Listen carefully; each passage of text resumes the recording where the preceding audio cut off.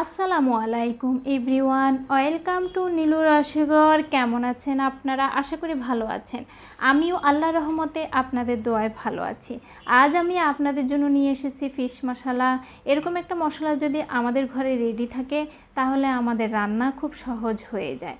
আর রেসিপিটি যদি ভালো লাগে তাহলে আমাকে একটা লাইক কমেন্ট শেয়ার করে দিবেন। আপনাদের সুন্দর একটি লাইক এবং কমেন্ট আমাকে আগামী ভিডিও তৈরিতে উৎসাহ যোগায়, একটি শেয়ার আমাকে মানুষের কাছে পৌঁছে দেয়। আর আমার চ্যানেলটিকে সাবস্ক্রাইব করে অল বাটনে ক্লিক করে রাখুন, তাহলে আমার আগামী ভিডিওর নোটিফিকেশান আপনারা খুব সহজেই পেয়ে যাবেন। আর এই মশলাটি যদি আমরা মাছের সঙ্গে দিয়ে রান্না করি তাহলে আমাদের আর কোনো বাহিরের মশলা ব্যবহার করা যাবে না।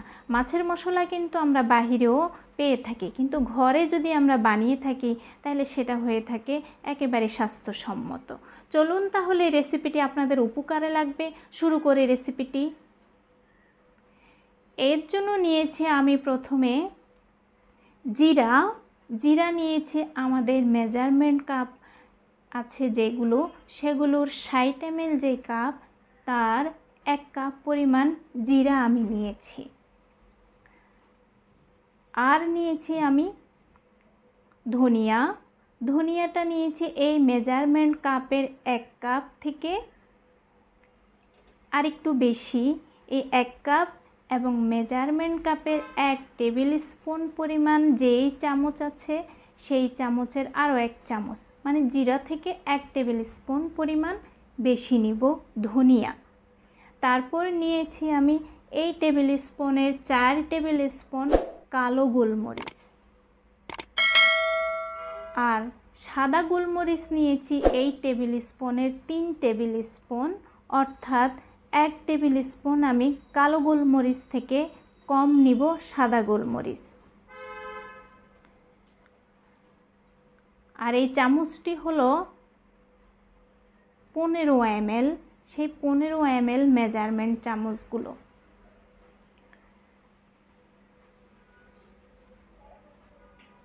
তারপর নিয়েছি আমি মৌরি বা সাদা জিরে বা মিষ্টি জিরা টেবিল স্পুনের 2 টেবিল স্পুন। আর কালো সরিষা আমি গুঁড়ো নিয়েছি, আমার কাছে আস্ত ছিল না তাই গুঁড়ো নিয়েছি। গুঁড়ো নিলে কোনো প্রবলেম নেই, গুঁড়ো নেওয়া যায়। এই টেবিল স্পুনের 2 টেবিল স্পুন।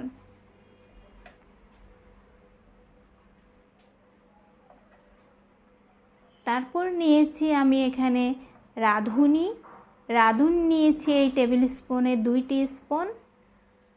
আর আজওয়াইন নিয়েছি আমি এই চামচেরই 2 টেবিল স্পুন, এবং রাঁধুনি তার থেকে একটু বেশি 5 ml বেশি নিয়েছি আমি এখানে রাঁধুনি। আজওয়াইন থেকে রাঁধুনি একটু বেশি নিব। তারপর নিয়েছি মেথিও নিয়েছি আমি এই টেবিল স্পুনের 2 টেবিল স্পুন। তারপর নিয়েছি শুকনো মরিচ, এখানে গ্রাম হিসাব করা যায়, শুকনো মরিচ তো টেবিল স্পুন দিয়ে মাপা যায় না, এখানে নিয়েছি আমি 20 গ্রাম।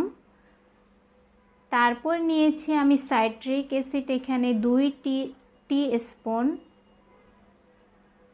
এটা বিভিন্ন সুপার শপে পাওয়া যায়। আর নিয়েছি বিট লবণ 2 টেবিল স্পুন, এটা 2 টেবিল স্পুন। তারপর নিয়েছি আমি সুগার নিয়েছি এরকম টিস্পুনের 2 টিস্পুন, টেবিল স্পুন থেকে একটু বেশি, যেহেতু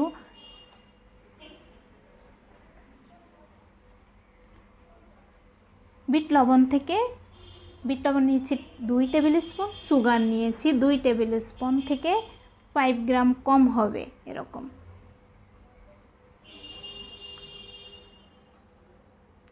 এখন এই সমস্ত মশলাগুলোকে আমি রোস্ট করব সাইট্রিক অ্যাসিড, বিট লবণ, সুগার ছাড়া।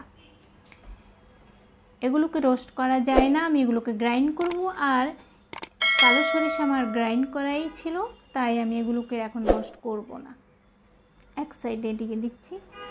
সমস্ত মশলাগুলোকে আমি নিয়ে রোস্ট করার জন্য চুলায় চলে এসেছি।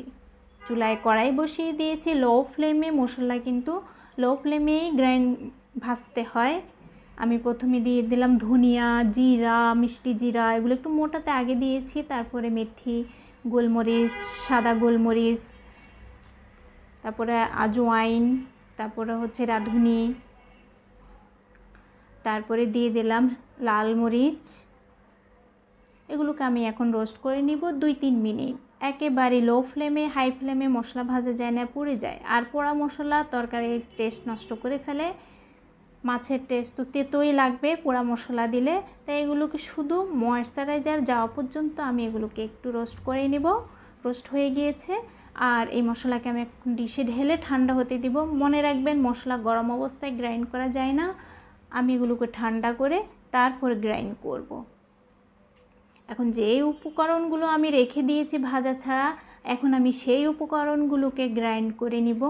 বিট লবণ আমার আগে গ্রাইন্ড করা ছিল, তারপরেও আমি একসঙ্গে গ্রাইন্ড করব যেন ভালোভাবে মিশে যায়। নিয়ে নিলাম আমি এখানে সাইট্রিক অ্যাসিড, একটু দানা দানা থাকে সাইট্রিক অ্যাসিড আর চিনি, তাই এগুলোকে গ্রাইন্ড করব। মশলার সাথে দানা থাকলে মিশবে না। এগুলো গ্রাইন্ড করা আছে, এগুলোকে আর গ্রাইন্ড করতে হবে না, আমি পরেই মিশিয়ে ফেলবো এগুলোকে। তারপরে গ্রাইন্ড করতে নিয়ে যাচ্ছি, নিয়ে এসেছি আমি গ্রাইন্ড করে। দেখুন গ্রাইন্ড করার পরে কেমন হয়েছে।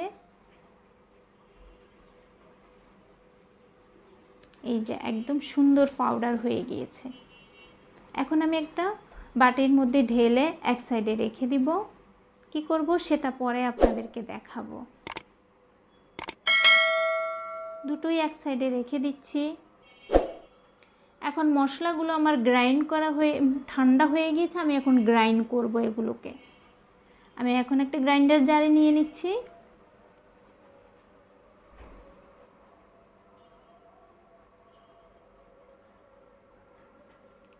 আমার এটাতে 150 গ্রাম মশলা ধরে, এর থেকে বড়ও আছে, এর থেকে ছোটও আছে। আমার গ্রাইন্ড করা হয়ে গিয়েছে। মশলা এরকমই গুঁড়া থাকে, তরকারিতে যখন দেওয়া হয় তখন মশলাটা মিশে যায়। তারপরও আমি আপনাদেরকে চেলে দেখাচ্ছি এর মধ্যে কোনো দানাদার থাকে কিনা। একটু এরকম দানা সব মশলার মধ্যেই থাকে। আমার এই চালনিটা খুবই চিকন, এর থেকে একেবারে সূক্ষ্ম থেকে সূক্ষ্ম দানাদারও থেকে যায়। তারপরও আমি আপনাদের দেখার সুবিধার্থে চেলে দেখিয়েছি, কিন্তু আমি সে দানাগুলো একসঙ্গে করে ফেলেছি। একসঙ্গে করে ফেলে দেখুন মোটেই বোঝা যায় না। তারপর দিয়ে দিচ্ছি সে গ্রাইন্ড করা কালো সরিষার গুঁড়োগুলো, আর দিয়ে দিচ্ছি গ্রাইন্ড করা সেই লবণ, সাইট্রিক অ্যাসিড এবং সুগারের মিক্সারটি।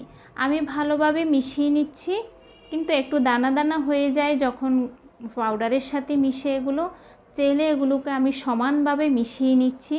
এভাবে সমানভাবে মিশিয়ে নিলে মশলাতে পুরোটাই সমানভাবে মিশে টেস্টটা ভালো হয়।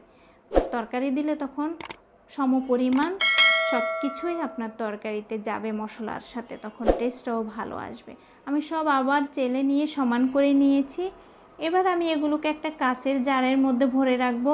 আমি একটা ফিশ মশলা লিখে একটা লেবেল লাগিয়ে নিয়েছি মশলার জারে। এই ধরনের লেবেল লাগালে আপনার মশলাগুলো খুঁজে নিতে খুবই সহজ হয়, আপনাদের উপকার হবে আশা করি। এরকম একটা লেবেল যদি মশলার জারে আপনারা লাগিয়ে রাখেন, আর এরকম একটা মশলা যদি থাকে তাহলে তো আরও উপকৃত হবেন আমি আশা করি। আর যদি আপনারা রেসিপিটি পেয়ে উপকৃত হন তাহলে আমার জন্য সবাই দোয়া করবেন। আপনারা সবাই ভালো থাকবেন। আসসালামু আলাইকুম।